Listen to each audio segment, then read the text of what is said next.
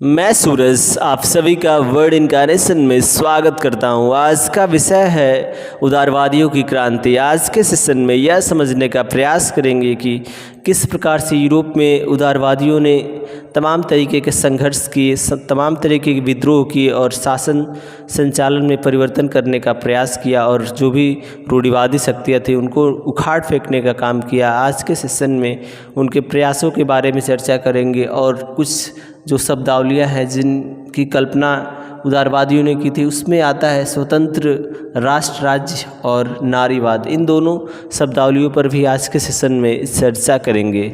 सबसे पहले बात करते हैं उदारवादियों की क्रांति। उदारवादियों की क्रांति से आशय यह है कि जब फ्रांस के लोगों ने भुखमरी, महंगाई और बेरोजगारी है इन सभी समस्याओं से परेशान होकर वहाँ के राजा के खिलाफ विद्रोह कर दिया और उनको सत्ता से बेदखल कर दिया, जिसके परिणाम स्वरूप वहाँ संसदीय शासन स्थापित हुआ और वहाँ के जितने भी 21 वर्ष से ऊपर के पुरुष थे सभी को मत देने का अधिकार मिला। इससे पूरे यूरोप के जितने भी देश थे उन पर एक बहुत ही सकारात्मक प्रभाव पड़ा और जिसके बाद से जो भी अन्य जो देश थे वहाँ पर उदारवादी से आशय यही है कि जो भी पढ़े लिखे लोग थे या समझदार या मध्यम वर्ग के लोग थे, जो डॉक्टर थे, इंजीनियर थे, उसके बाद शिक्षक थे, प्राचार्य थे, इन सभी ने उदारवादी जो विचारधारा थी उसके माध्यम से स्थानीय जो शासन सत्ता थी उसके खिलाफ इन्होंने संघर्ष किया और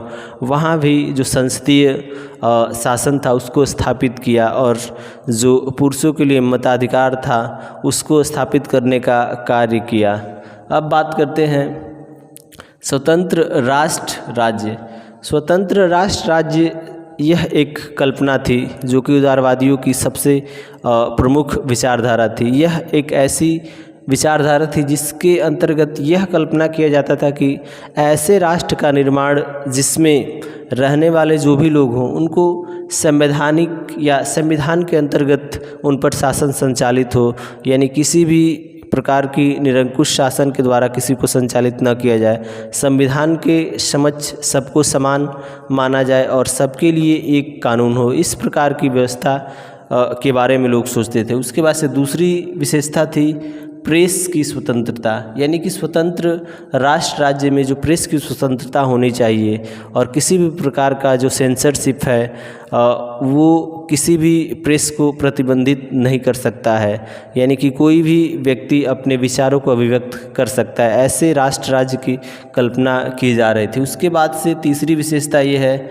संगठन बनाने की आज़ादी, यानी राष्ट्र राज्य में हर व्यक्ति को या व्यक्तियों के समूह को संगठन बनाने की आज़ादी होगी, इस प्रकार की कल्पना की गई थी। और लास्ट में आता है संसदीय शासन। संसदीय शासन से आशय यह है कि जो भी सत्ता संचालित होगी उसमें जो भी प्रतिनिधि होंगे वो जनता के द्वारा चुने हुए होंगे और जनता की समस्याओं को रखेंगे, यानी कि किसी भी प्रकार का निरंकुश जो शासन है उसको संचालित नहीं हो पाएगा।